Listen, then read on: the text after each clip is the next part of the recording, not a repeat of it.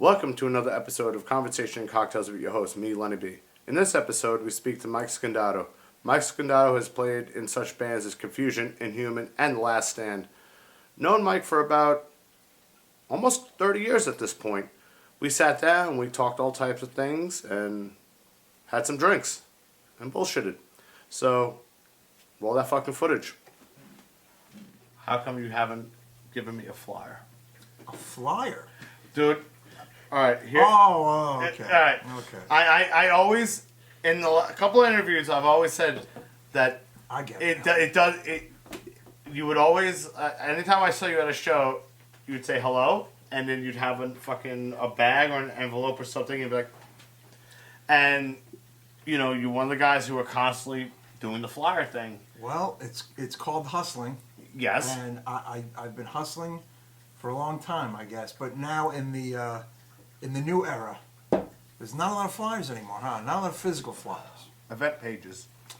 Yes, it's event pages, but the thing is, though, sometimes, like, people make, like, smaller flyers, or, you know, you do see physical flyers from time to time. But there was definitely a time and a place when they were nonstop, like, because it was one of the only means to get, you know, your name out there, the show's, you know, name out there. Do you miss that, sort of? Because I there's a part of me that misses that whole, you know, like pounding, you know, like pressing the flesh, as they say. Yeah. You know, like where people would like give you a demo, or they give you a flyer, or you know, or they would give you something, and that's really not the case anymore. Yeah, I do. I miss it. I understand why it doesn't exist anymore, but of course I miss it. It's just I don't think people work hard enough to a degree, or like I think the cool thing is for some of the young new bands. I mean, they don't even have Facebook pages or Instagram pages, some of these bands, because it's just, you know, like the non-presence is the presence, which is kind of strange, but there's a couple of bands that are like that. There was one band, and somebody wrote an article about it on some fucking page, and they were like, we refuse to have an Instagram, refuse to have a Facebook, refuse to have our music online. And it was like, to me, that's odd. It's odd, but at the same time, it's genius in a way, because now you have to go and see it to believe it. Right. You know, it's like you have to witness this. You know, just like I kind of missed the Bleecker Bob's thing, where you'd go down, you'd look at the demo section, you know, and that was always like a big deal to have your fucking tape in the case. Yep. You know, even, you know, there's people who fucking didn't like Bob or whatever. I liked him. I didn't have a problem with the guy. You know, he was a salty character. Yes. He was a very salty character. He didn't mince words. You know, you had to go down on a certain day to get your money back, you know. And it was always like, it wasn't a Saturday. It was like a Wednesday or Thursday or something. Yeah. Between the hours of like 2 and 4. He never ripped me off. I brought Close Call demos in, and that was the band I had with not Close Call, no, the Bronx. This predates that. This predates that. Yeah, we have to tell these people that, because you say Close Call. I had a band called Close Call with John Blanca, who's in Candiria, from, let's see, I would say the summer of '88 to about January of 1990. That's when we broke up, January of 1990. And it morphed into Patterns. Remember Patterns? Oh, yeah. I wasn't in Patterns, but the musicians in Close Call were in Patterns. But anyway, we had the Close Call demos at Bleecker Bob's, and when Confusion did the demos, we had the Confusion demos there, and I was never ripped off. I always got a kick out of his, like, nuttiness, Bob. Like, his New York kind of nuttiness, like his hyper, like, you know. Yeah. He would yell at people with Generation Records bags, and which is true, by the way. That's not a myth. He would not like that at all. Generation Records was a record store in Manhattan that had used to have these very red, noticeable bags, red with the white logo. Yeah. And if you came into the store with that bag, he pretty much chased you out. And it was hilarious. I would always go to Bleecker Bob's, because as soon as you walked in on the right side, they had the bulletin board. And that's where you would find out about shit real quick. You'd be like, yo, look at that show. Also where you would recruit band members. Yep. I think when I started Inhuman, that was one of the main bulletin boards that I put that I was looking for musicians. That bulletin board and the bulletin board in Fastlane Studios. Yes. Yes. Fastlane's bulletin board also would get you noticed. And I think an ad in the Aquarian maybe too, actually, that I might have paid for, or Aquarian or East Coast Rocker. East Coast Rocker, yes.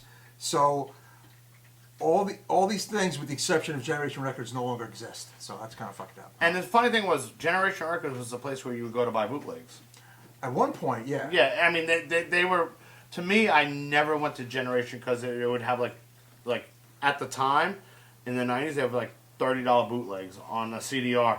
And you'd be like, you know, and $30 in the 90s was like... No, well, CDs, certain CDs or import CDs were very expensive. Like, Yeah. I'm a big metal guy, and I would buy, like, death metal and black metal CDs at Bleecker Bob's. And they were a lot of money, actually. They were like $22, $24. Yeah, they were not cheap. They were not cheap. But, yeah, as far as, like, missing that whole kind of, like, way of doing things, sure. I mean, but now, I guess, as you get older, I feel like you've kind of grown an extended circle of musicians, you know, over the years, where you could almost, like, you know, you could use Facebook as, like, you could look up and see if somebody's playing music anymore or not, or if there's somebody you want to talk to or reach out to or jam with. It's much easier to find them now, but back then, if you were forming a band from scratch, you had to do it. You got to do the legwork. Yeah, it was a lot of legwork. Yeah. You know, it's funny because it was last summer or whatever it was. There was a show for Jimmy in the Park, right? Yeah, it was great. And great show.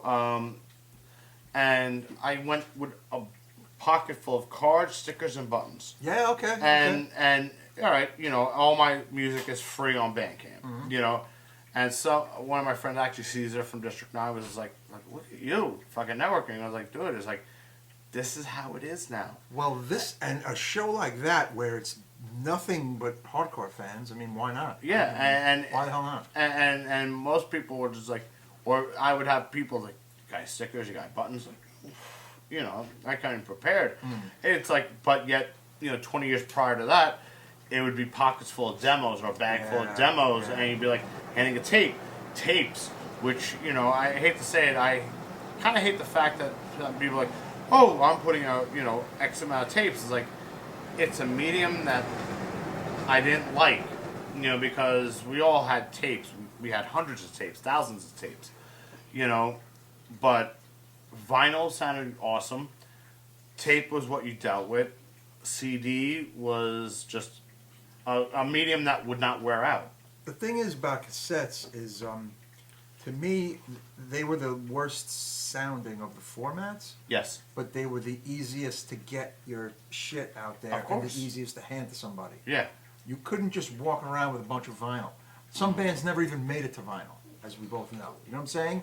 Some bands didn't even make it to CD. So the cassette was the shit, you know? Yeah. It's funny, Last Stand, we formed it in 2010, and cassettes were long gone, but we made a demo CD. Yeah. And we made 400, I think, pro-made CDs in like a cardboard case with our logo, and that was our demo. And it's funny, when that came out, I was just remembering, I was like, wow, if this was 10 years prior, this would have been a cassette. Or 10, 12, like, you know what I'm saying? Yeah. But it was a CD demo. And some people were actually even like, wow, you made a CD demo, and it was 2010, you know what I'm saying? They were even surprised at that. Well, 2010, you know, well, the internet was fucking fully going at that point. No. You know. It was, but we wanted a physical thing to sell and give to people as our demo. That's why we did that. And it was a great idea, I think, and it worked. You know? No, it definitely does. I mean, I have my guys, like... And then it came out on vinyl months later, so, yeah. Yeah, we Crazy 80 guys have talked about putting, like, our full length on a vinyl, but I'm like, my thing is, we're just going to lose our shirt because... It's not expensive. It's very expensive, and the vinyl heads will definitely buy it because they're completists. People who buy records are completists. They need to have whatever bands come out, they have to have that vinyl, no matter what it is. But then you look at it, and it's not a cheap format to fucking go into. No. We put out our EP in 2017. The California label, Irish Voodoo. They made a CD, nice digipack, and they made vinyl, and it's available digitally. And it's funny, he had asked us. He was like, "Well, do you want it on CD too?" And I was like, "You know what? Yeah." But we made it special. We made the 7-inch just like 4 songs, the 4 originals. But the CD comes with the covers, the 2 extra cover songs. We have a Grill Biscuits cover and Youth Today cover. So that's not on the vinyl. So we kind of just made it a little special that way. And he sold a lot of CDs. And the CDs sell, like we have to keep reordering it all the time because we sell it. And like, you wouldn't think the CD would do that good, but it's actually the better seller. It's weird. Well, here's the thing. I think a lot of people listen to music nowadays in cars.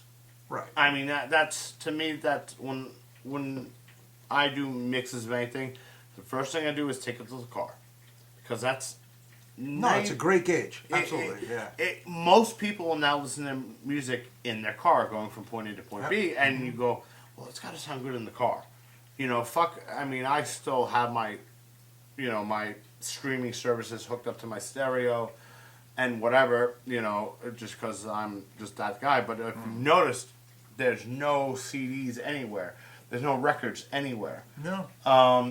Because, honestly, will progress with the technology. Yeah. To me, it's just like, well, why do I need to fucking, when we first moved here, we had all our movies in racks, and we had like 1,000 movies, and it took 2...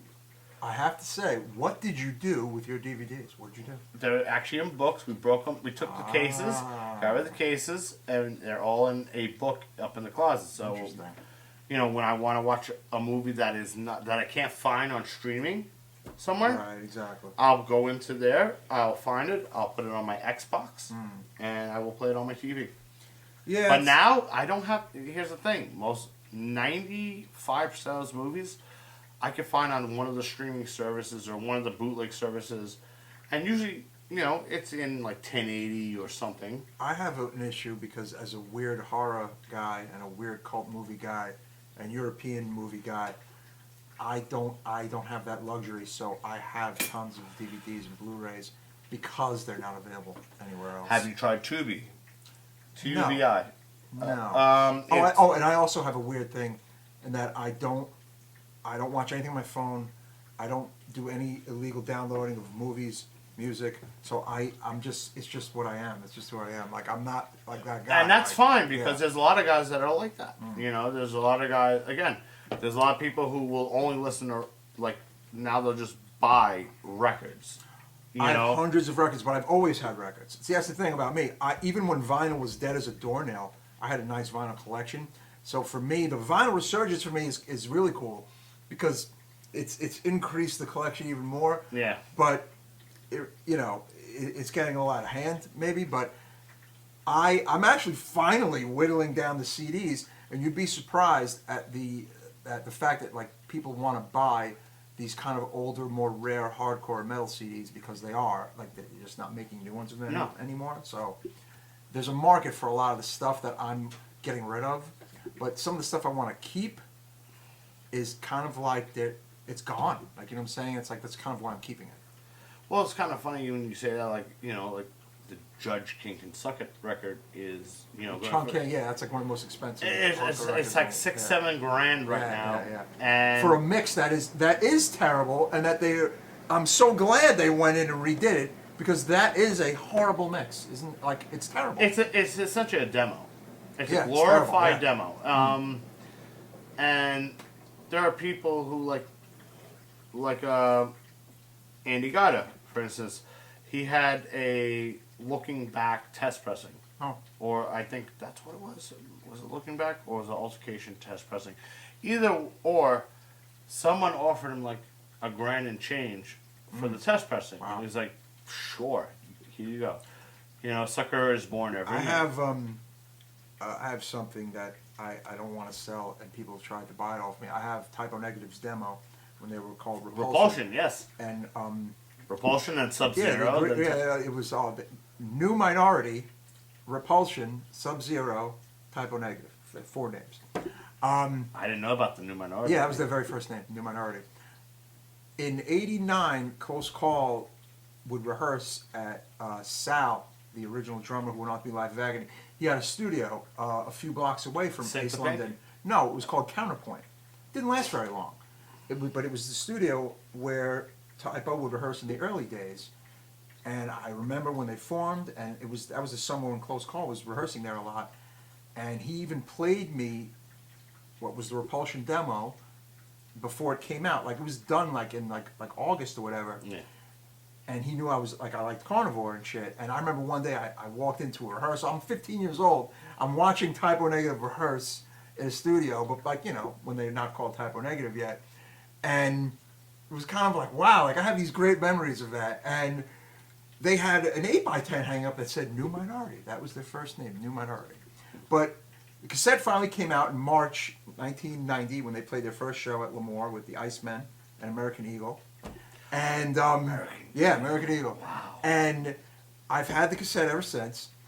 A guy who saw me post a picture of it on a Typo page private messaged me, and he offered me $800 for it, and I said no.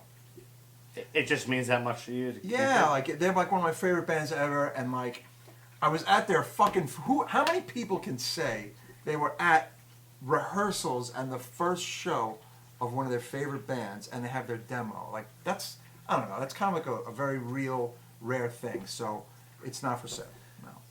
It's funny because that, you know, the Typo Negative, when that record, the demo came out, that's essentially all they really did when it got released on Roadrunner was they did a remix. Oh, it's the same recording. It's the same thing. Recording. Yeah, it's just been remixed again. They remixed it. Yeah, and they added one track actually. But it's all from the same session, and it's they kind of pulled the fast one on the label to a degree. But and when Bloody Kisses came out, it's funny. Like they like Pete Steele would always say, like that is kind of the Typo Negative debut, even though it's the second album. Yeah. Because the other record was the Repulsion record, and a good chunk of it was songs that were going to be a third, like Carnivore record. If Carnivore didn't break up, that was the direction of what Carnivore was going to sound like. That mix of like hardcore thrash, industrial doom, like because that demo mixes like a bunch of genres. Oh yeah. That have still kind of never really, you know, I've never really heard anything quite like that first record ever. You know. I thought it was ballsy of them to put that fucking. What was the one that was just silent? What was it called? Oh, the disastrous something like interpretation of sound. Yeah, it's just like minutes of silence on the demo. Yeah, it's pretty. It's in the middle of the record, and it was like you know what? That's awesome. It's ballsy, and I gotta give fucking Pete Steele props for that one. You know, it's like because he was like, let's just put 2 minutes of silence on this. As a South Brooklyn guy like Pete was, I mean, the influence he's had on me, on all the bands I've done, on pretty much all the musicians from that part of Brooklyn is you can't even really like put a finger on it. I mean, aside from that, I mean, as a New York City band, they're one of the, like, when was the last time that a New York City metal band had a platinum record? They're the last. Who the fuck has come close to that? Like New York City, like, you know, maybe Brooklyn. Maybe Biohazard. No, they didn't have a platinum. No, they've never. They never won platinum. No, never. I mean, Typo's success. They had really big success, and I feel like since then, I really struggle to think of a band that's born and bred New York City, 5 boroughs, that has had that success. It's like unbelievable, I remember when they actually were calling themselves Typo Negative, they seemed to be opening for everybody at fucking the Studio 54 Ritz. Oh no, yeah, they were on every fucking early bill. days. Yeah, they played with everybody. They did. I was at that Christmas show where they threw out the presents. It was toilet paper, and they were throwing out like toilet paper, and there's video of it on fucking YouTube, and guys are just wailing these guys back. The big thing is, once as they got bigger, they would do kind of like almost like an annual Halloween Roseland show. And at the end of the set would be the toilet paper bonanza was like a staple, actually. That was actually a lot of fun. That was fun. Yeah, I really, that guy, Pete Steele was ahead of his time in a he weird really way. was, man. He had that Monte Carlo that was painted in the fucking... Great car, yeah. Anyone who fucking was in Brooklyn at the time and knew... You knew Pete the car. Steele, The you knew the sound. car. Yeah, you saw yeah. it. It had the green stripes on it. And another great memory is when he reformed Carnivore in the early 2000s, mid-2000s. They did their first show back at that place in Chinatown. There's a couple of shows there. Santos's Party House. No, not Sailor's Party House. A really small spot. Really, like it was. Chinatown. It was in 2006. It was like their first show back in New York. That November, they played the very short-lived Staten Island L'Amour, and they did something that was really funny. As their intro music for about 45 minutes straight, on a loop, was Tiny Tim's Tiptoe Through the Tulips. Imagine an overpacked club the Wednesday night, the night before Thanksgiving. Staten Island, it was the Staten Island L'Amour, it didn't last that long. Tiptoe Through the Tulips for 45 minutes. It was unbelievable. That's insane. Like I hated it and I loved it at the same time. I loved it. I thought it was genius. I mean, those guys were definitely a little bit out of their fucking minds. Pete Steele, God bless. Yeah, rest in peace, man. I actually went to his grave in Farmingdale. And for people who don't know, I find people in fucking cemeteries all the time, and I was like, well, Farmingdale, St. Charles Yeah, Cemetery. he's buried Long Island. Yep. Yeah, and he's there, and the Fayol family from the Amityville Horror. Oh yeah, wow. They're in there. Oh wow. Two of the singers from the Shangri-Las, the girl group, and a few other fucking people. I was like, let's go say hi to Pete Steele. I have not been to his grave, but I was at his grave actually. Yeah, that was. How heavy was that? It was really heavy, and the interesting thing is that I got to go to his wake because Henry's in a band with Kenny, Yes, Silvertune? Silvertune. But back then they were in a different band together called Seventh Void, and we were all huge, fans and whatnot, and Henry knew how much Typo meant to me, and he goes, listen, I'm going to this wake. I don't want to go alone. You're coming with me. And I went, okay. I kind of was like, I didn't want to say no, but at the same time, I was like, you know what? This is one of my biggest inspirations in music ever. And I was like, okay, I'll go. And he did, you know what I'm saying? It was like that. And I went. And it was weird, man. It was very sad, Yeah. It was very sad for me, and it was something like I never forgot. And I remember, I actually, where I live now, is across the street from where he was waked, in the same neighborhood. Yes, just by chance, by complete chance. And the church that he had his memorial mass is on the other side where I live. It's like all right in the same block. So it's like very, very interesting in that respect. Did you go to the rabies wake? No, I didn't go to I the did, Rabies and Wake. it was... My brother Mark went. It was really hard to... Yeah, it must have been very hard. The fucked up thing is the day before, the night before, my old band had played a show at Castle Heights, and that's when Frank got stabbed. Oh, So we that's spent. right. We Yeah. people tend to forget about this. I don't want to fucking get into it because I remember. I can really stick to quite a few people on this, but I'm not going to. I'll do it in private. Me and Mike will talk about it later. But we had spent the entire night in the precinct giving statements, and then So that happened in '97. yeah, same weekend, and I just remember getting home at 4 a.m, going home, sleeping for a couple hours, shaving, showering, going up to Raby's thing, and I was like, and I just couldn't go to the front, in front of the cat. It was like I could see him, and I was like, I can't. I don't want to remember him like this. That's how I felt. I don't want to remember it because Ray was always very generous with a lot of people back in the day. He had no problem hooking you up, especially when it came to wetlands. He always seemed to have an inside track with the wetland shows. Yeah, no, he was a nice guy, man. A nice guy, genuine guy, you know. And it's a real fucking shame that Died very young. he died very young. I mean, and you look at even like fucking like Todd Youth just recently, just Another guy, man. What a nice guy. You know what's funny? Nobody really knows this. Around the time that he was on, when he was in Danzig, and the album that he was on came out around 2002. We became friends online, and we had each other's AOL instant message name. Todd Youth. Yeah. And he liked Inhuman. And for a hot minute, he was almost a producer on the Inhuman's New Nightmare record, actually. But it didn't come to fruition. He wanted to help produce that record. He really liked us.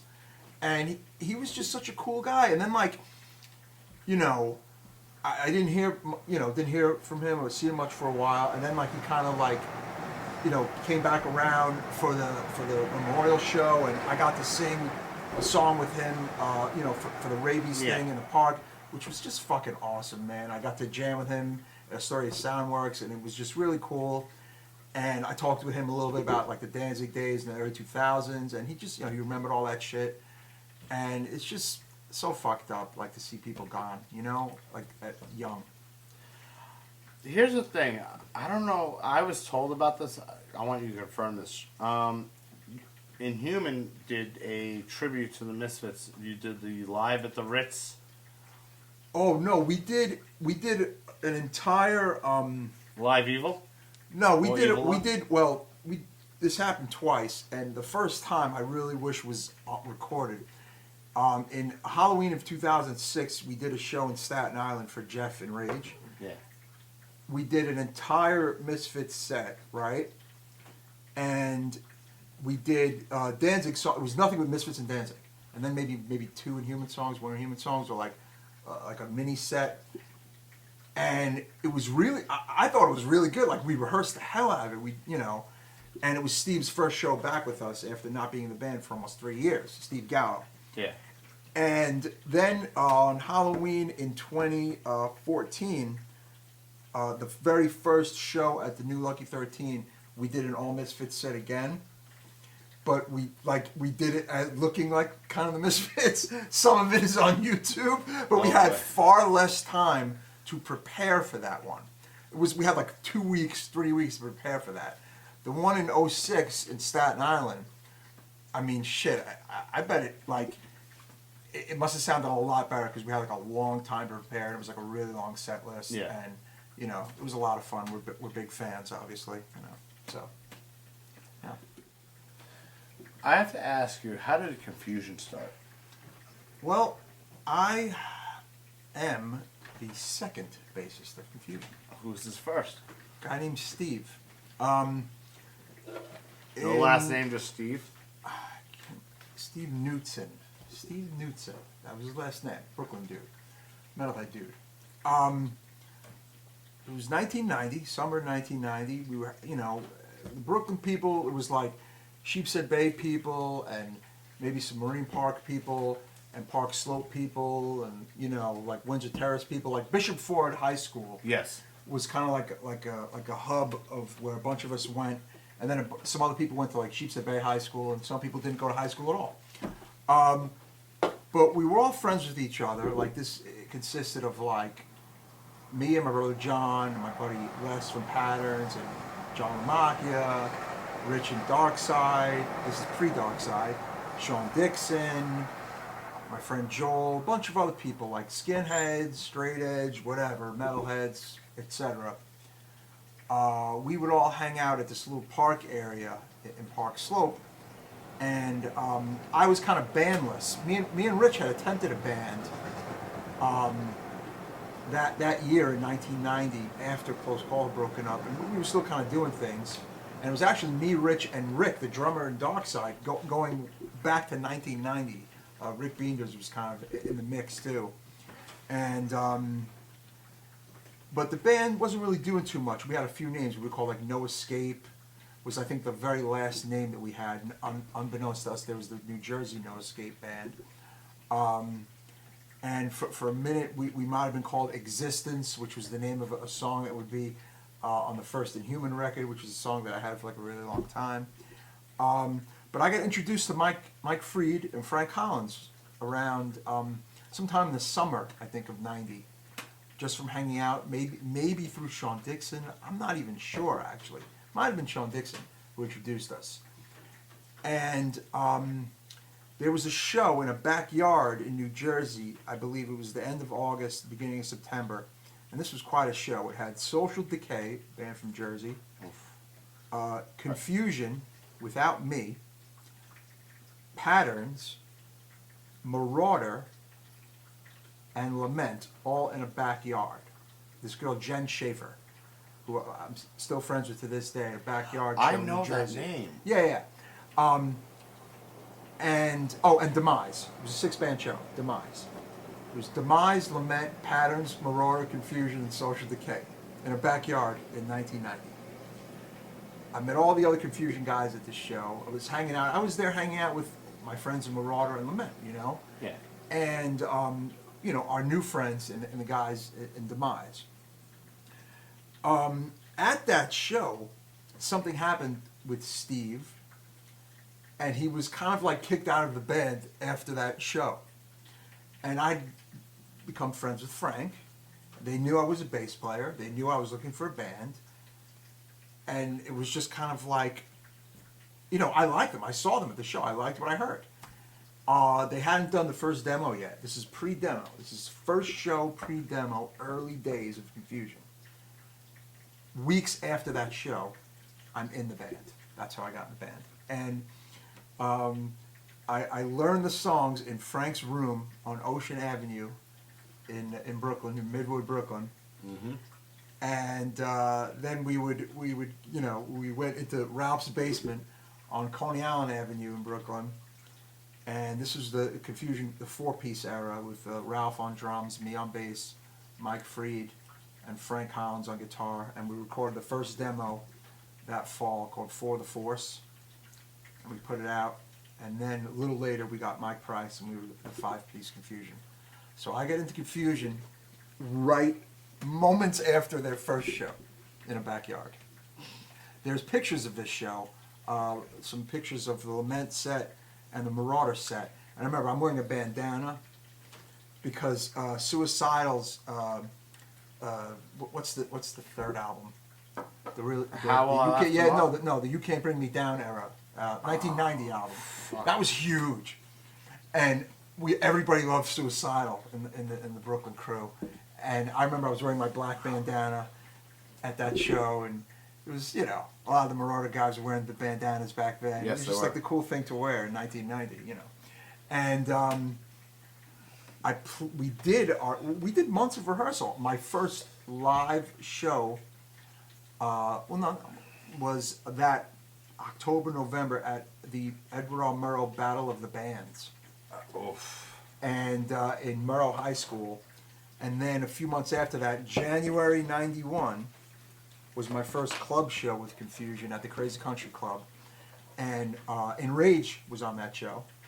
And so was the pre-Candiria band, Raging Angel. Before they were Candiria, like the death metal band, they were the thrash metal band, Raging Angel. They were also on that show. I thought you were going to say Dead Air. No. This is before. This is before that. This is when Patterns was around.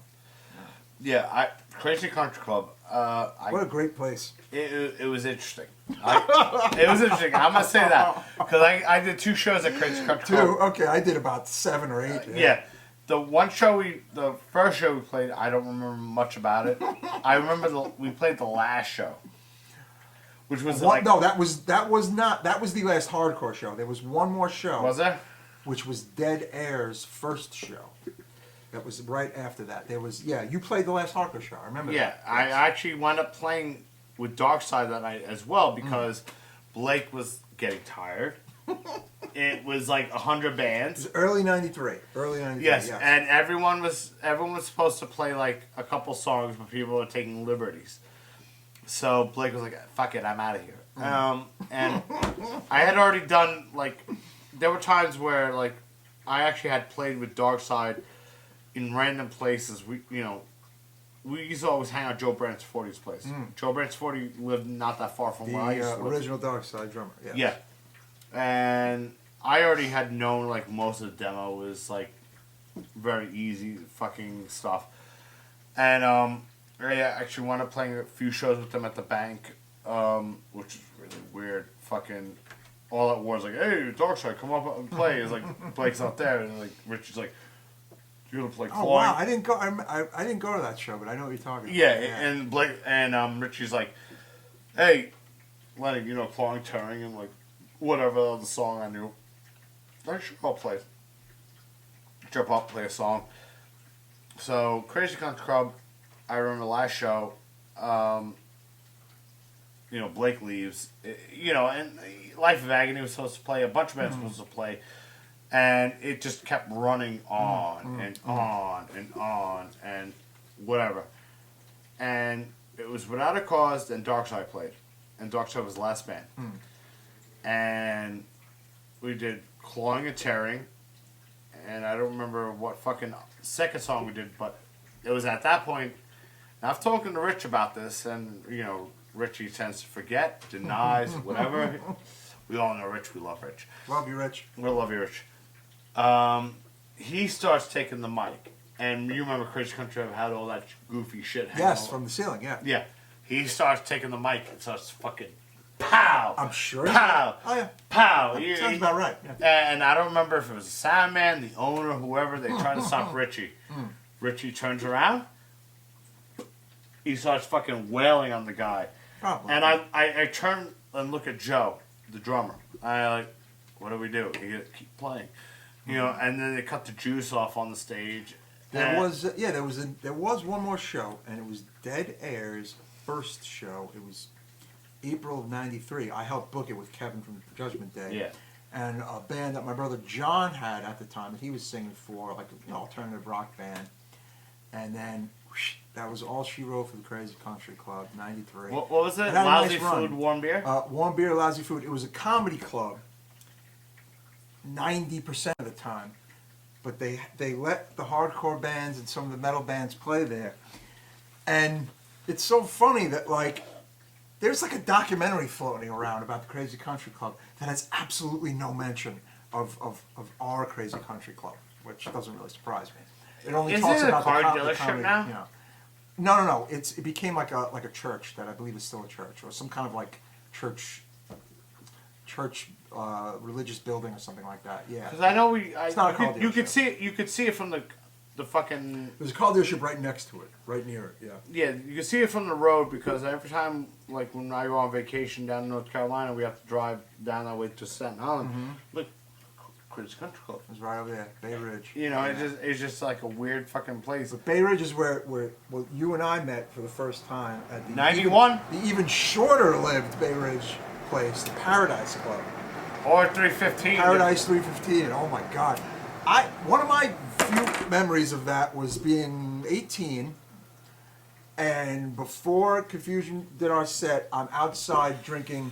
What was Ice Cube's beer that he was? What was the St. Ides? St. Ides. Drinking a 40 of St. Ides with my ex-girlfriend at the time, and just being fucked up from it because I'm 18. I probably hadn't eaten any food or anything. And I'm just whatever, downing St. Ides before a set, and I'm like drunk before I play it. That's one of my fond memories of the Paradise 315. Yeah. St. Ides. We actually wound up. Without a Cause wound up playing 3 different shows there during that summer of '91 because Frank Collins was booking there. Yeah, no, I think he set up those shows, and then one of our buddies, Joe Fogarty, lived a block away. His sister was dating Frank Aaron, and he was in Judgment Day, and everybody was friends. And What happened to Joe Fogarty? he's still around. I mean, I don't think he's playing drums. He was in Inhuman for a while. He's on our second record, Rebellion. He's a drummer. He was in Inhuman for like a year, actually. He was in that band Born for a minute, but I don't think he's doing anything musically though. But he's still around. He actually was a prospect for Without a Cause. No, he was a good drummer, man. Yeah. Yeah. Judgment Day was fun to play with, man. I mean, like, Brooklyn had our own little family back then. It was Confusion, Patterns, Judgment Day, Marauder, and you had like, you know, Biohazard was the big band. They weren't really like, Alright. they were a little way beyond us at this point. But like, you know. not the fucking, before I get into the whole Inhuman Last Stand thing, Biohazard, right? There's a lot of mixed feelings about Biohazard. Yeah. You know, depending on who you talk to about them, you know, they go, all right, where the fuck did these guys even come from? I'll tell you where they came from. They were... Lemoore had its own scene. Lemoore scene was not the CB scene. They were people, like my friends and I, that went to the matinees on Sunday. But we would go to Lemoore's show on the Friday or the Saturday. Yeah. But there were bands that had nothing to do with the CBGB scene. And Biohazard essentially really was not a part of the late 80s, early 90s CBGB scene. They were part of the late 80s, early 90s Lemoore scene. Yeah, that makes sense. They were playing hardcore, metalcore, whatever the fuck you want to call it. You know? I mean, to me, the early Biohazard is hardcore. Yeah. But they were not in with Sick of It All and AF and Rest in Pieces and Underdog and Grill Biscuits, because they just weren't. I was there. They weren't a part of it. They were part of what was going on in Brooklyn. You know what I'm saying? With the bands that I just mentioned. But the Confusion crew was at CB's every Sunday. The Marauder crew was at CB's every Sunday. You know what I'm saying? Not everybody in Brooklyn was a part of what was going on at CB's. Some people were, some people weren't.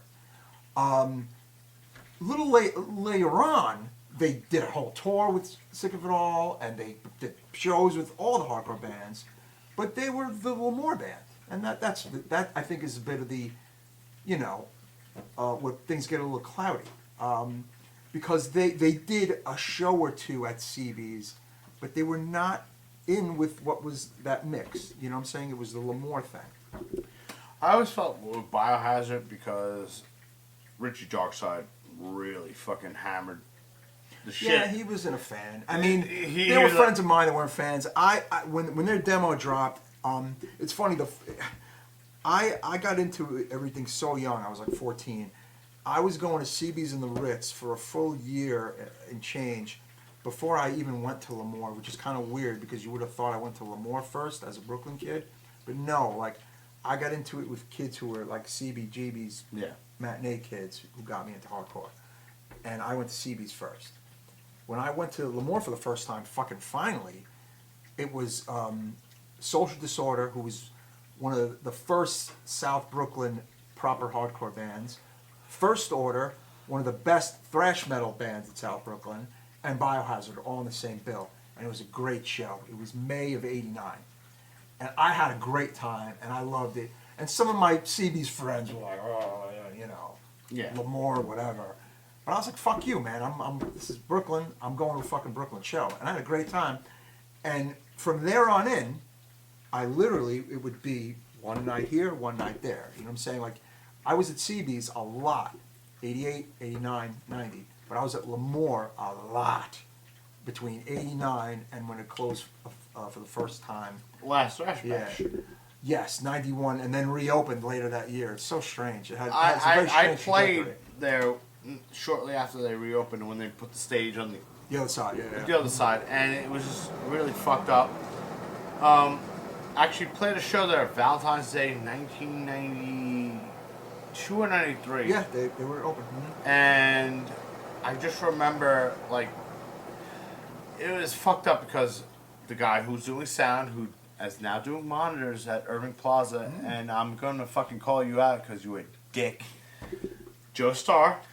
Oh, he was great to Confusion. See, if you have bad memories of Joe Starr, I have terrible memories of Joe Starr. Because we were Confusion was the darling band. We had fantastic shows there. Joe Starr, here's the thing with Joe Starr.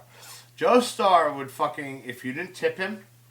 No, I know the whole story. You know the story. The story was, if but I got news for you, man.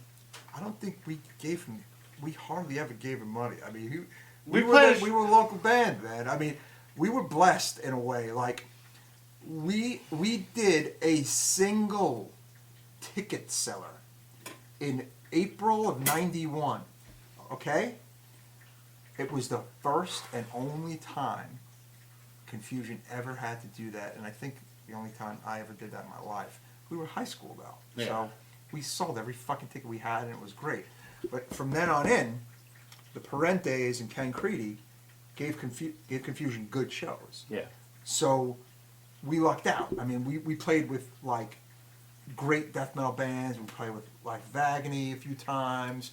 Like, you know, we made a good impression that one time that we had to do it. But I know, like, other bands have different stories, and I get it, you know. Here's the funny thing. I actually played there, right? It was the St. Valentine's Day Massacre. It was Mudfoot. Remember Mudfoot? Yeah, from Stein on. Yeah. It was Mudfoot, Candiria, us, what I call us at the I time. think I was at this show. Okay. Yeah, you were at the show. Yeah, And Suffocation was supposed to play. Yeah, okay, yeah. And I remember, like, Walter. They did not play, yeah. Yeah, Walter.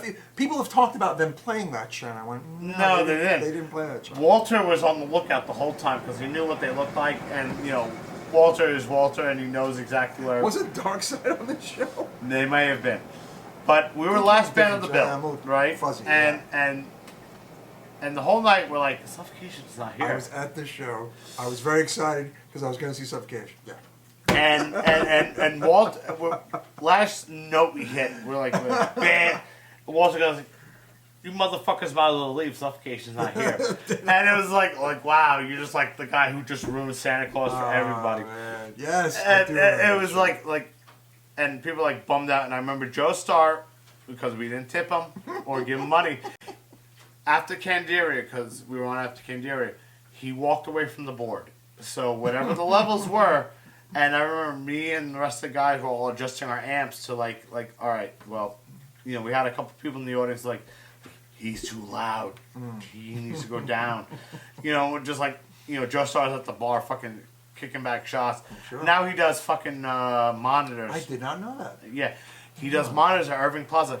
Joe Starr, go fuck yourself. He's still got beef. Yeah, I know. Yeah. Fuck you. I know your fucking bosses, bro. I'll have you fired. Oh, no. Yeah, fuck him. You gotta behave, man. Be nice. I'm not being nice. That's fuck an old him. grudge. You gotta let that grudge go. Maybe I will. But, Maybe I won't. But yeah, that was a fun time, man. No, and then, you know what's funny? Like, between me and you, like, our trajectory, it's like we have the Confusion Without a Cause, and then we have the Inhuman Fahrenheit, yes. and now we have the Crazy Eddie Last Stand. Isn't that nice? It's really weird. I mean, we're in our 40s, we're still doing it. And but at this point, let's get honest. We're doing, listen, he works a job, I work a job. We're not doing this because it's like, we know we're not making money at this. No, not at all. No. I mean, everyone in we all don't my know bands make money. And it's funny, sometimes it's like, you know, you have to be mindful because certain people don't want to lose money to play a show that's good money. Like, you know what I'm saying? It's kind of weird. But like, I don't know, I have it a little different as the childless, unmarried person of the bands, and bands where people are married with kids or whatever and have different lives. I'm married, no kids. Right, exactly. But with like The Last Stand, everybody's married with multiple children, so I'm pretty much ready, you know. But we have to kind of be a little more mindful, you know what I'm saying? And shows have to be a little more meaningful. Yeah. It is what it is, but we make it work. You know what I'm saying? I always found it interesting with Confusion, especially because, you know, Mike Fry is, you know, he's handicapped. Mike Freed, yeah. And Mike Freed. Yeah. He you know, and the first time I saw you guys play, I didn't realize that he was that guy. And I was like, wow, this motherfucker has a voice. Yeah, he had an amazing voice. He was like, it was funny, like, there was a review back in the day. It said it was like an obituary infected outburst. And I was like, yeah, because he kind of sounds like Tardy from Obituary and the Outburst singer kind of combined. It was like this kind of like this, you know, guttural, but you could very clear. It was guttural, but you could kind of make out what he was saying. But as time passed, I think the vocals got kind of even heavier and a little more kind of brutal. But no, he's a fantastic vocalist, and always had a lot of fun on stage, Yeah. and was one of the biggest partiers in the band. Oh, yeah. Would drink and outsmoke pretty much everybody and anybody, you know. I remember hanging out back in the day, and especially when Mike would bring his wheelchair out, and guys would just like fuck with him with that wheelchair constantly. You know, they would jump on him, and they would do start the ride like the they- electronic wheelchair. Yes. I'm just thinking about like you motherfuckers are fucked up. But he didn't care. No, but the thing is, it was all of his friends, and it was everybody, people he knew. It wasn't like fucking strangers, you know what I'm saying? No, but it was funny because, because when we did the rest in peace Frank Collins CB's thing, Yeah. you had actually invited me and a couple of the guys to come down and see you guys at Fastlane that night. Mm-hmm. And I just remember sitting there. It was in the C room. Yeah. And I was like, wow, it's so fucking weird to fucking be here right now, and Fastlane was the rehearsal studio that on Flatbush Avenue that pretty much all the Brooklyn bands went to. I mean, except Typo. No, they even went there too in the end. Did In the end, yeah, they did. Until and then they did this place in Rockaway, but they were there too. Like everybody was there. It was the only game in town for a while, and now there's like no game in town in South Brooklyn, so it's kind of everybody rehearses in Greenpoint or Williamsburg. Let's, before we get into your other band, let's talk about that, because to me, I just feel like, the game has changed when we were both fucking like slugging it out in the trenches to now. There's a lot of fucking bands that will never know that struggle. No. That we went through. They just know now, like the Facebook invite. Right. Like again, the flyer thing, the demo thing. Like I see bands Writing letters, shit. writing letters. I Phone even calls. Oh fuck! It's texting. Worst Facebook Messenger. Yeah. Like even now, I give out. The band I'm in right now, we've given out well over 10,000 stickers and buttons. Well, probably about 500 buttons, 10,000 stickers, and a lot of bands. I just look at their merch table and they're like, $1 sticker. I'm like, what are you out of your fucking mind? We've made stickers the last end. I can't do it. I can't do it. You want a sticker? See me. I'll give you a fucking sticker, right, dude. yeah. He'll give you a sticker. Charge you a sticker. No problem. And we're not like Slayer. Like we're not a band on tour that's like that needs that $2 sticker. We want the sticker where you can put it in. Yeah, you want to put it on your fucking filing cabinet? Exactly. Awesome. Shit, right. Yeah. I can't charge for that. Now, The Last Stand, because we were talking off camera before, like, they replaced a Scondotto with a Scondotto. Well, yes and no. It's brand new music. It's it's not shut down. It's new music and it's a different style. It's not shut down at all. Right. And it's more groove oriented, and it's a different animal. But the musicians it's the same musicians. They have they're tight together because they played together for so long. You know what I'm saying? But it's all original new music. So. No, of course it is. It was weird because when we did your birthday show at the Hideout, right, and me and Kevin are talking to fucking Dion and Steve and Jimmy, and it was like, holy fuck, I feel like I'm having a conversation from the 1990s. Because I remember we were all talking about the banners. Because you guys had a banner, we had a banner, and we were just like, oh, you guys got vinyl, we got cloth. And, it's just like this like weird fucking like conversation, like adult type shit, which is like really... We just got it. We kind of figured we could step it up a bit and make a banner for the band. It's funny, Inhuman in 24 years has never had anything like that. Oh, I never had a banner either. It was like, the guy's like, banner. I was like, all right, well, let me, and I was dead set against vinyl because I always hated the way it looks. Like when people take pictures of it, there's always a flash against it, and it just washes out. And I was like, it's got to be cloth. So I had to find somebody, and actually, Ian from OS 101 has a stuck-up sticker company. Ian, how you doing? And he did it for a fairly decent price. You know, Yeah. a little bigger than I would have liked it to be, but you know, when you got to put the whole mascot motherfucker in there, it's Thing is, I just think it looks good. I mean, you know, it was just something we thought about doing, and we did it. But we, you know, we've kind of been a little quiet for the past few months. We're gonna do a split 7-inch with our friends out in California, One Choice on the same label, Irish Voodoo. What's up, Jerry? Irish Voodoo. What the fuck? Yeah, it's weird how that came about. Vic, who sings for One Choice, is good friends with Joey, the owner, and they did a release with them. And an old friend of mine, Joe Foster, who was the original Ignite guitar player, All right. also had told me about the label because he had also done stuff with Joe. Joe Foster is also in a new hardcore band that's really good called Winds of Promise. They just put out a new record this year. And it's funny, just like I had 2 California friends telling me about a label in California to sign a New York band. And that's kind of how it came about, you know. It's just one of those weird things. And we're like one of the only New York City bands that this guy's put out. He has he's done stuff with like upstate New York bands. Yeah. And, you know, majority of his bands are on the West Coast. But no, he's a really good guy, and he did a good job with it. And I mean, it's available everywhere. So the split is, you know, going to get like the same availability.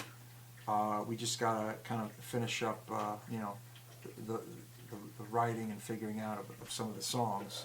But you know, we just kind of do it when we can do it. I mean, I wish there was a little more time to do things. You know, I mean, honestly, if I had more time, I would probably have yet another band out there. Honestly, because that's how much I enjoy playing and doing this. You know. But the older you get, it gets a little harder. It's not impossible though. Everything is doable. You know what I'm saying? Especially if you want to do it, it's very doable. Going from Confusion into Inhuman, how did that happen? How did that whole band happen? Even towards the end of Confusion, I think I always knew that I wanted to sing. I wanted to front the band. I wasn't a great bass player. I was an okay bass player.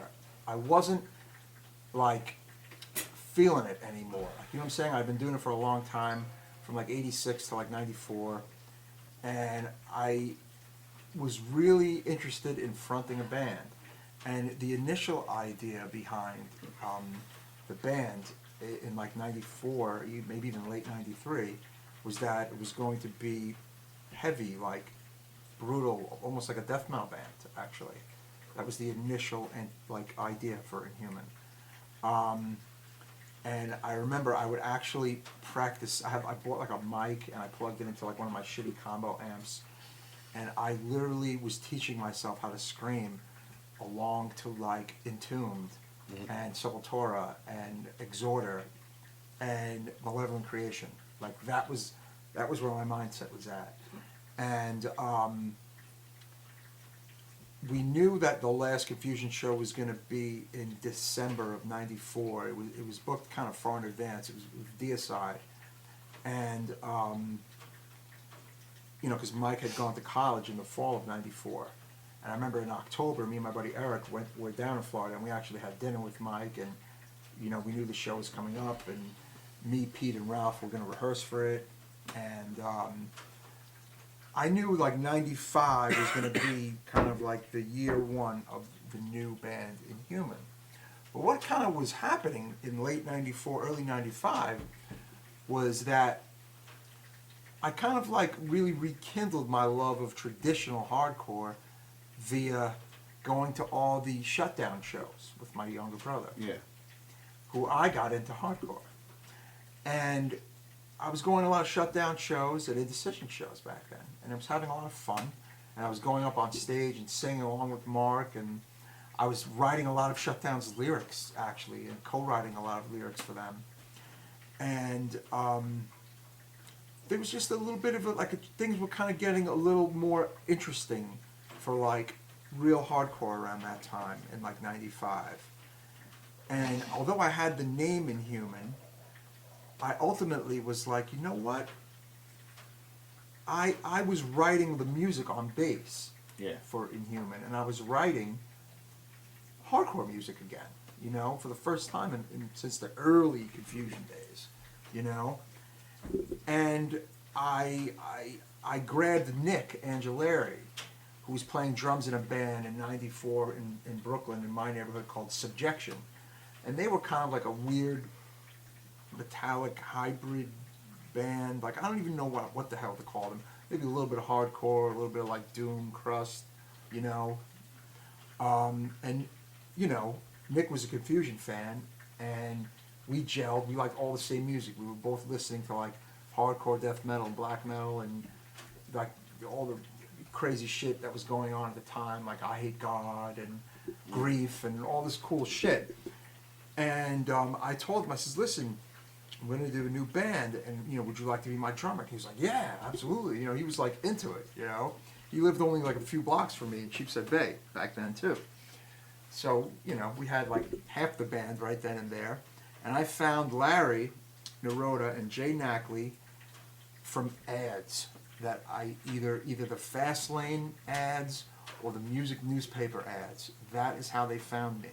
They called me basically and saw that I put something up. I might have put X Confusion in there. I put something up, and I think that is how I found the two of them. Larry was living in Manhattan at the time. Jay was in Bay Ridge, and Jay was friendly with the Indecision guys, and we all just, you know, kind of came together in late spring, early summer '95. And Inhuman did our first show in October. We had a lot of rehearsals before our first show. Yeah. Our first show was with Shutdown in Pennsylvania. It was a weekend. It was a Friday, actually. It was with Shutdown, us, and two bands from Pennsylvania. And we went on first. And I was a fucking nervous wreck. I was a mess. I never sang live before. But we got through it. The show was somewhere on YouTube, actually. The very first show we ever did. The next day was at Castle Heights with Dead Air. It was a weird show. Like, we were like, It was a hardcore band with like Dead Air and like two shitty metal bands. That was the show. Like, oh no, I'm sorry. Crisis headlined the show. It was with Crisis. Crisis. Who was a good metal band, but like weird. Then Dead Air, who's like an alternative rock or grunge band, and Inhuman, who was a hardcore band. It was a weird show at Castle Heights. Well, with Inhuman, you guys always had a tinge of metal. We had, not only did we have a tinge of metal, I think we were a band that, for a while, and even to this day, was never easy to just kind of put in a fucking place and like pigeon down. Like, we've had metal influences and hardcore and punk rock influences and even like gothic influences and even like just weird influences. But to me, all the while remaining a hardcore band, because to me, that, like, doing what you wanted to do, right, and incorporating things that you wanted is, to me, staying true to yourself. You know what I'm saying? Like, we did things that were completely opposite of what was cool at the time, I thought. Like, but we did it because we wanted to do it. You know what I'm saying? We've always been kind of an outsider black sheep band. But I think finally it like caught up to the fact that like people appreciated that about the band. You know? Yeah. I mean, we're a hardcore band. I think no matter what, no matter how weird we got or what we did or how we looked or this or that, we came from the hardcore scene and we're a hardcore band. And it's 24 years later, and we never broke up. We had periods of inactivity, but there was never a year where there wasn't a show. There was never a time when the band was broken up. Is there going to be another Inhuman show anytime? Sure. Well, that's the thing. I think I'm not sure about the rest of this year in particular. We do it when it's like special. We do it when it's like really good and cool for us. I will say that next year, to mark 25 years, there's definitely going to be something cool happening. This year, we'll see, you know. Maybe this year might be the year where there isn't a show, but I can't say for sure because things change, you know. Joe and Henry have a band that they're doing called Silver Tomb, a metal band with Kenny and Johnny from who are Typo, and they have an album that's done and it's going to come out sometime this year. So that's kind of where their focus is at.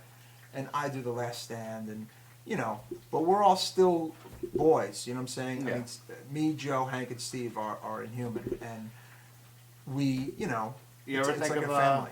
You ever think of having Scondotto Fest, having John come out? Well, what's funny is there was one version of that at Coney Island High. There was Synthetic played, Inhuman, and Shutdown played. And it's funny, last year was the 20th anniversary of the U.S. tour that Inhuman and Shutdown did together. And I thought it would have been fun to have done a show for that. But maybe next year, or later this year, we could do something with Inhuman and Shutdown. Because Shutdown is going to Europe in November to play a big festival. So, who knows? Like next year is Inhuman's 25th, but it's the 20th anniversary of Shutdown's second album. So maybe we could make it all kind of gel together. That would be fun. What I'd really like to do would be Indecision, Shutdown, and Inhuman. But, you know, we'll see if that ever happens. I would love for that to happen. Yeah, well, you know, Justin being council member now, his yeah, they do it when they can do it. Also, yeah, you know, they don't which do it is all always, the time. you know, I still think about it. I'm like, wow, Justin really did the politician thing. Yeah, Like, man. God bless, because he's actually trying to make moves in that neighborhood. Yeah, and I love the fact that he's doing it in his neighborhood of his where he's lived his whole life. Yeah. You know what I'm saying? He didn't move away. Yeah. He did it right in his backyard. So You gotta give him that. You know, I definitely give him that. The Scondotto household, what was the music like growing up? Honestly, it all started with Dad and Elvis. I mean, it was just really almost non-stop Elvis. And if there was one other artist being played in the house non-stop, it was the Rolling Stones. So it was Elvis and the Rolling Stones. I mean, but how does that go? Because, I mean, there's 5 of you guys. Yeah. You know, there's always the brother Joe? Joe. He's the non-musical one. He's the smart one. He's the firstborn. He's the banker. Yeah. So he's doing all right for himself. Yeah, he lives in Florida. Him and Mark both live in Florida, actually. But Joe's gone to see AF and Sick of It All this year in Florida with Mark. So Joe likes hardcore now too, so it's kind of cool. But it really actually, John was the first musician in the family. John was singing in metal bands when he was really young with Eric Morgan, who was the Lament bass player. Yes. He's now in the band with Sal, Pale Horse Named Death. Like he lived in Sheepshead Bay like we did, and John and Eric would jam in bands back in the day, and I would go watch that. We're talking John's 12 and I'm 10. Like this is young as hell, man. But like the heavy metal bug, I guess, kind of hit me and John, you know, in the early '80s. I mean, the first 2 bands that I fucking really loved were probably Motley Crue and Iron Maiden, and John was a big fan of those bands. And it just the progression for that was kind of natural. It was like like your Van Halen, Motley Crue, Iron Maiden, Judas Priest. And then you discovered Metallica, Megadeth, Anthrax, and Slayer. But then some guys in my neighborhood, me and John Lamacchia and some other friends of ours, we were like, thrash metal kind of kids. Yeah. And we befriended these other kids in Sheepshead Bay who were listening to this music called hardcore. And they were playing us the Breakdown Demo and the Bad Brains and Sick of It All and Youth of Today and all this New York band underground shit. And I liked it immediately. I was like, this is fucking great. Like, I always wanted to hear the next step, like the next level of heaviness, the next level of how fast a band could be, how intense a band could be. So if I was going from Metallica and Slayer, and then I heard the Bad Brains and Crumbsuckers and AF, I was like, this is great. I want to hear more of this. Like, I was like a sponge, you know? Which was kind of like how I again, a few years after hardcore, I got really into death metal and really into black metal and industrial music. And like, it just kind of, I would never abandon a music. I would just pick up more music. Yeah. You know, what I'd be playing in the hardcore scene, what I would be listening to at home, and going to see live would be so much more than hardcore. You know. I remember one of those Paradise 315, whatever the fuck you want to call it, shows. Lament was on one of them. Yeah, yeah. And I just remember this is when Joe Affey had hair. Yeah, yep. You know. And John had full head of hair too. Yes, back he then, did. Yeah. You know, now they're both cue balls. But it was like, wow, this is fucking very heavy and very different. No, Lament was great. I mean, I think it's another one they of were those. the band that came out of the end of Maximum Penalty, and they were around beginning of '90. Like John auditioned for them, and it was February of '90 at Ace London. I went with him. We were friends with Joe Ace Affey. London, wow. I was there, and boom, like John played a show with them almost immediately at the Anthrax in Connecticut. Come on, I wanna Yeah, hear yeah, a yeah. little misery. And a few months later, they changed the name from Max Penalty to Lament because it was new members, it was Yeah. a new page, and '91 they did the 7-inch. Then they broke up in '92. And then they got back together in '93. They did the album in '94, Yeah. and then they broke up again. So they had like a weird kind of history, but they That- were they that were was a great Too Damn band. They Hype, were great. right? Yeah, Too Damn Hype did the album, and Inner Journey did the 7-inch. It's funny because I remember bring up another guy. Frank Collins was the first guy who would be like, "Oh, Snappy Joe Affey," you know, and every year for his birthday, I go, "Happy birthday, Snappy Joe Affey." Happy Joe Affey. Like Joe was like another kind of another older brother to me. I mean, I was with him last He weekend. is the most miserable motherfucker. I love you, Joe. You're the most miserable motherfucker I know, more than me, and I'm a miserable He can be a cocksucker. little hard to please, but But you I know, love God bless him. You know, it's like him. Great guitarist. One of my Yeah. favorite Oh, he's guitarists awesome. of New York, man. Without a doubt. what a tone that guy gets. You know, I love you, Joe, but you're a miserable cocksucker. Like and he says you're miserable, Joe. I'm miserable too, Joe. We've talked about this before. You know, go throw out my trash. What is it with guitarists? I don't know, man. It's really nice to We're be bitter. miserable. Yeah, We're you bitter. can be We get miserable. bitter about little fucking things. But that was a fun time, man. Like the Lament, Confusion, Marauder, Patterns, Judgment Day, Life of Agony, Nobody's Perfect kind of era was a lot of fun. It was fun. I And then what was equally fun was the Shutdown and Human, Indecision, other Brooklyn era. You know what I'm saying? Then there was another band, Step Aside, that Joe and Yeah. Human was in, and Muddlehead, which Dion and Jerry Farley were in. That was a cool time as Jerry well. Farley is another important person, and I really need to sit down with him because when we played your birthday show, my wife heard some stories about me and Jerry and our scumbag drug days, and we were just going back and forth with these stories. And Jerry, I don't want to give too much away, but let me just say this much. Me and Jerry met his father-in-law when we were both fucking skied up. Yeah. I have to say, I'm very thankful that, I've had many drunken nights, but it never progressed more than just being, like a drunken idiot for me personally. Like no drugs for you? No. Good for you, dude. No. Good for you. God bless. I mean, I don't, because of my job, I can't anymore, and that's another thing. It's like, I see guys that are my age now, and I'm gonna be 46 in a couple of months. And, Me too. Yeah, and I always go, God damn! I was like, there's some guys that are my age that are still trying to do it. Yeah. Like, we do it because we don't know no better, and it's fun. It's something to do. It's part of one of the hobbies we do. Because I know you're a comic book guy. I have a podcast, and I have Yeah.